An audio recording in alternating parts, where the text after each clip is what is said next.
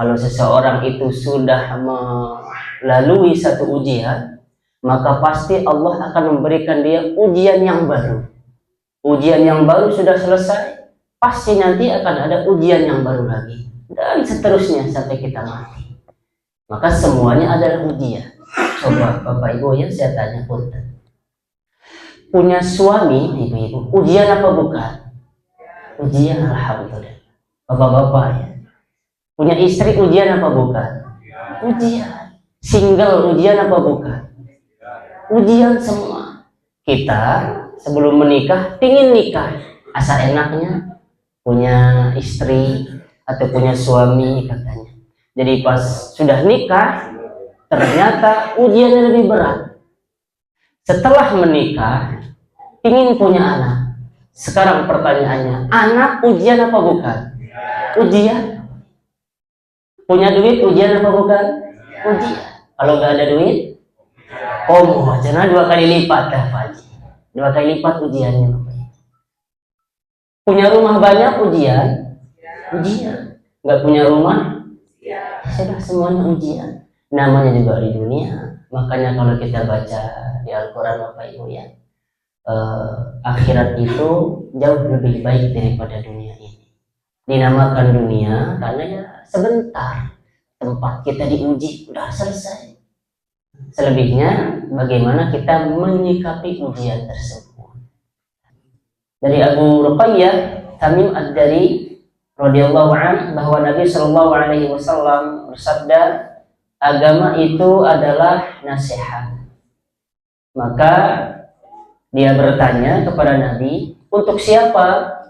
Lalu beliau bersabda, untuk hamba dalam rangka beriman kepada Allah, kitabnya, rasulnya, dalam rangka menasihati pemimpin, kaum muslimin dan kaum muslimin secara umum. Nah ini kita bahas satu persatu. Sampai jam berapa? Sampai jam 6. Sebentar lagi berarti ya, jadi kita singkat saja. Kita bahas satu persatu Bapak Ibu.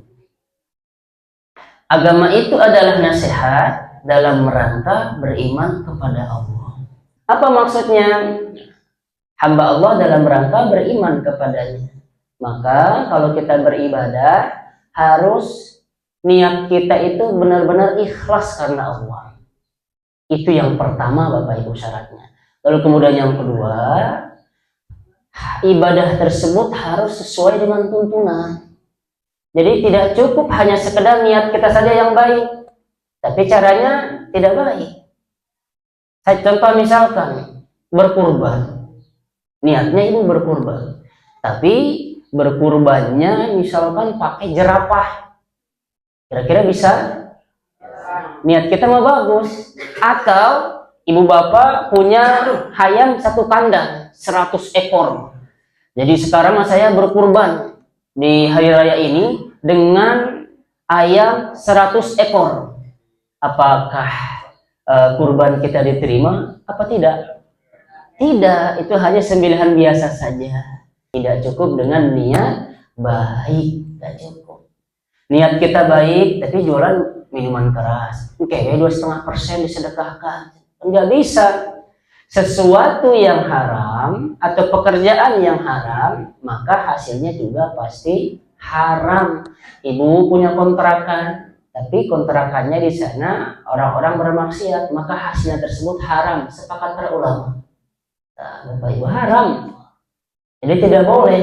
Makanya kalau punya kontrakan tanya dulu buat apa, buat apa, buat apa. Kadang sekarang kan dihiraukan begitu saja. Kumaha masing-masing baik gitu kan sekarang mah. Yang penting kosan saya penuh, selesai. Nggak bisa Bapak Ibu. Nggak bisa. Jadi ibu punya kontrakan walaupun sedikit, jompo misalnya, tapi di sana disewakan untuk minum-minuman khamr, haram hasilnya tersebut Bapak Ibu. Nah itu dia ya, sekali lagi tidak cukup dengan niat ikhlas. Caranya juga harus sesuai dengan tuntunan Nabi. Yang kedua, nasihat itu untuk kitabnya. Maksudnya apa? Kita membela Bapak Ibu.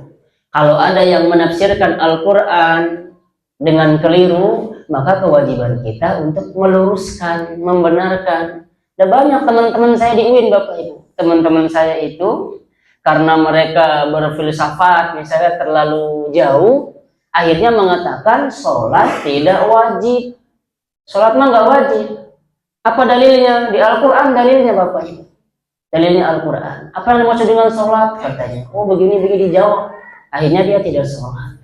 Cukup ingat saja kepada Allah itu sudah sholat. Dan betul, sholatnya zikir. Akhirnya nggak sholat lah. Tapi alhamdulillah sekarang sudah rujuk. Teman-teman saya banyak, Bapak Ibu, yang tidak sholat lah, yang tidak puasa, yang sampai-sampai mengatakan di Al-Quran kan nggak ada kewajiban untuk sholat, dan waktu-waktu sholat juga nggak ditentukan dalam Al-Quran mana. Ada teman-teman saya seperti itu. Tapi alhamdulillah sekarang sudah rujuk. Nah itu dia pentingnya pemahaman, Bapak Ibu ya. Jangan sampai ketika kita melihat kemaksiatan atau kesalahan seperti itu, kita diam 1000 bahasa. Maka itu yang dimaksud dengan setan bisu. Kita disebut setan bisu, Bapak Ibu. Iya, setan dari bisu. Kan kita sudah baca hadisnya, kalau melihat kemungkaran, yuk pakai tangan dan kekuatan kita. Terlebih-lebih mohon maaf para RT, para RW.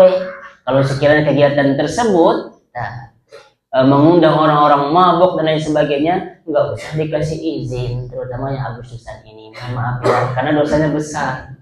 Bapak mengiyakan, lalu kemudian terjadi di sana kemaksiatan, akan kita ikut adil juga dosanya. Itu Bapak Ibu ya. Yang kedua, membenarkan dengan sebenar-benarnya setiap kabar yang ada di dalam Al-Quran. Jadi kita wajib beriman, Bapak Ibu, ke semua Al-Quran itu. Apa ada yang isinya di dalamnya, wajib kita imani. Kalau kita tidak mengimani satu ayat saja, bahkan satu huruf dalam Al-Quran, maka para ulama mengatakan kafir. Jadi wajib, Bapak Ibu. Semua itu sudah lengkap di Al-Quran. Lengkap, Bapak Ibu. Kalau ibu baca Al-Quran demi Allah, Bapak Ibu, pasti ada dalam bab tersebut kita menangis. Pasti, Bapak Ibu. Kalau kita baca dari awal sampai akhir, kisah-kisah di sana yang menakjubkan itu luar biasa banyak. Yang sudah tua, Bapak Ibu, sebentar lagi mati itu, dia akan merenung nanti kalau baca terjemahan Quran. Maka sebelum mati, janganlah baca Quran. Apalagi yang muda-muda ini ya, yang muda-muda jangan malas baca terjemahan. Baca satu halaman, kayak besok lagi, baca satu halaman, besok lagi, baca satu halaman, dan lain sebagainya. Insya Allah dengan demikian akan ada ketenangan dalam hati kita. Bukankah ketika dibacakan Al-Quran, orang yang hatinya lurus, maka imannya semakin meningkat. Bukan ngobrol lagi nantinya. Paham Bapak Ibu ya?